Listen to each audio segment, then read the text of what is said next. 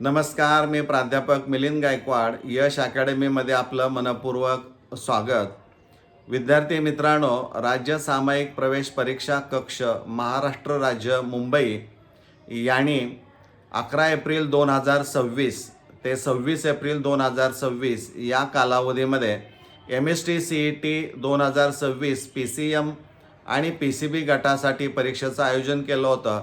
म्हणजे first attempt हा 26 April 2026 रोजी संपलेला आहे.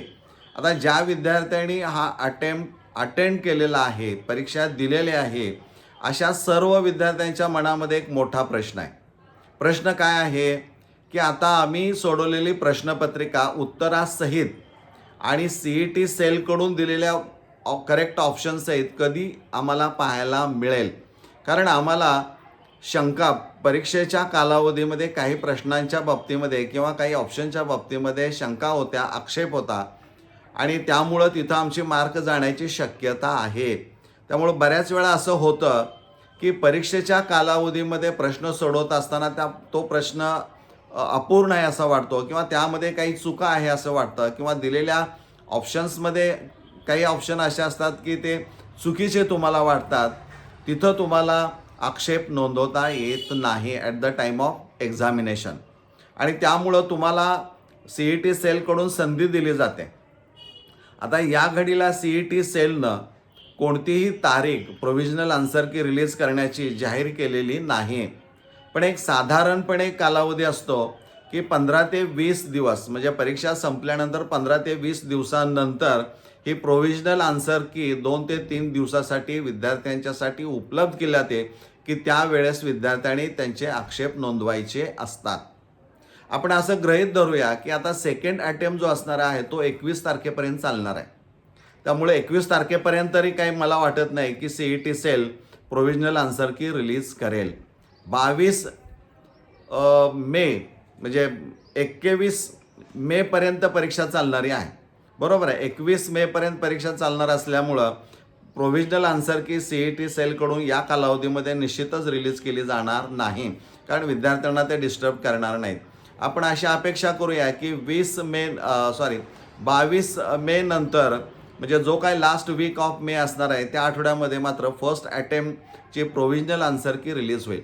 म्हणजे विद्यार्थ्यांनी स्वतःचा लॉग इन ID वापरून, पासवर्ड वापरून, कॅप्चा जनरेट झालेला तो इंटर करून कीप मी साइन इन असं ज्यावेळी तिथं टिकमार्क कराल त्यावेळेस खाली लॉग इन दिसेल, त्याला क्लिक केलं की तुम्हाला तिथं पेज ओपन झालेलं दिसेल. तिथं तुम्हाला एकच प्रश्न दिसणार आहे, तो मग फिजिक्स असेल, केमिस्ट्री असेल, मॅथ्स असेल किंवा बायो असणार आहे. आणि मग तिथं तुम्हाला दिसेल किंवा समजा केमिस्ट्री लिहिलं आहे, मग क्वेश्चन ID नंबर असणार आहे, लक्षात घ्या. आणि त्याचबरोबर इकडं खाली ऑप्शन जे असणार आहे ते ABCD असं असत नाही आहे, तर तिथं देखील त्यांचे नंबर्स असणार आहेत. आणि तिथं नंबर संपल्यानंतर ती जी चौकट संपते प्रश्नांची आणि ऑप्शनची, त्याच्याच खाली उजव्या बाजूला स्टुडंट रिस्पॉन्स म्हणून असतो.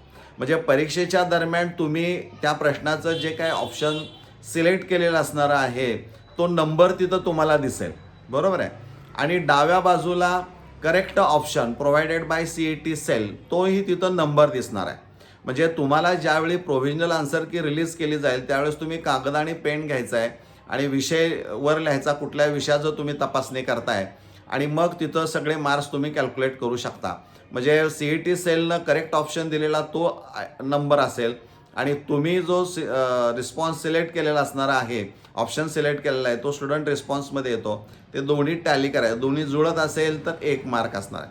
आणि तुम्ही सोडवलेला आन्सर जे असणार आहे म्हणजे ऑप्शन, तुम्हाला खात्री आहे की माझं बरोबर आहे, परंतु CET सेलनं जे प्रोव्हाइड केलेलं असणार आहे ते चुकीचं आहे, मग तुम्हाला ऑब्जेक्शन घ्यायला संधी आहे. तुम्ही ऑब्जेक्शन घेऊ शकता, आक्षेप नोंदवू शकता.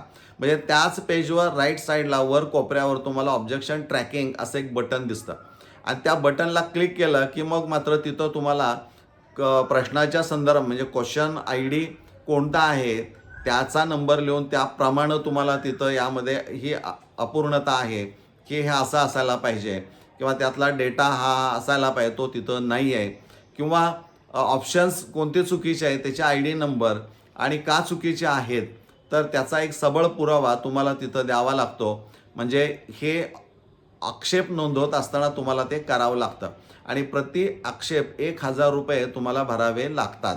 म्हणजे तुम्ही जेवढे आक्षेप नोंदवाल तेवढे गुणुले 1,000 हे साधारणपणे असणार आहे. आपण लक्षात घेणं गरजेचं आहे.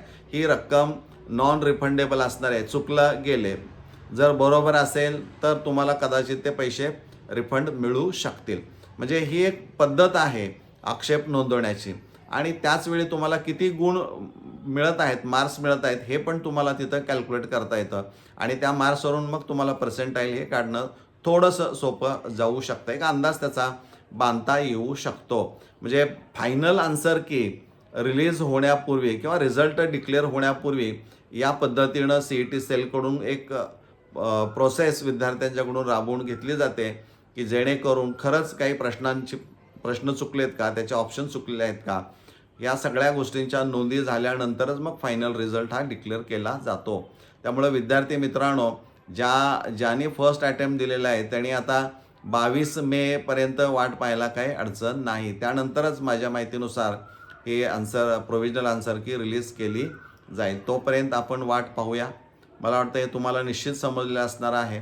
हा व्हिडिओ आवडला असेल तर लाईक करा, मित्रांच्यापर्यंत पोहोचवा, शेअर करा आणि जर चॅनलवर सर्वप्रथम असाल तर तो चॅनल सबस्क्राईब करायला विसरू नका. हे आपण इथं थांबूया. धन्यवाद.